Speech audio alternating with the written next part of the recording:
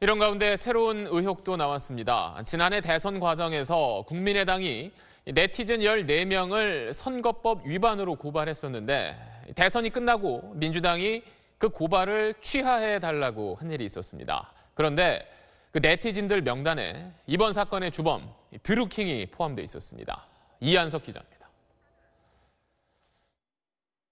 국민의당이 지난해 4월 서울 남부지검에 접수한 고발장입니다. 네티즌 14명을 댓글 등을 이용한 불법 선거운동 혐의로 검찰에 고발했는데 피고발인에 드루킹이 있습니다. 당시 문재인 후보 공식 팬카페에 드루킹이 올린 글입니다. 안철수 후보가 30% 중반까지 올라올 수 있었던 건 MB 아바타이기 때문이라며 안 후보를 비판하는 내용입니다. 대선이 끝난 뒤 민주당과 국민의당은 주요 당직자 등에 대한 고발을 서로 취하기로 했습니다. 협상에 나섰던 당시 국민의당 이용주 의원은 민주당이 드루킹이 포함된 고발건을 콕 집었다고 주장합니다. 문패인 유사기관 설치 사전공인에서 사실 별 내용 없는 것처럼 보이잖아요. 그런데 다른 내용들도 뭐 중요한 내용들 많이 있는데 꼭 찍어서 이것만 요청을 했죠. 민주당은 명백한 왜곡이라며 피고발인의 드루킹이 포함된지도 몰랐다고 반박합니다.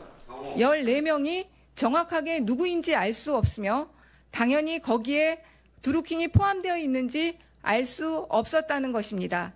이런 해명에도 민주당이 드루킹 같은 지지자 조직을 어떻게 활용했는지 의혹은 쉽게 가라앉지 않고 있습니다. 지난해 4월 공개돼 논란을 빚었던 민주당 대선 캠프 내부 문건에는 SNS를 통한 비공식 메시지 확산을 강조하는 내용이 있습니다. 더불어민주당과 드루킹의 관계, 설명이 더 필요해 보입니다. SBS 이한석입니다.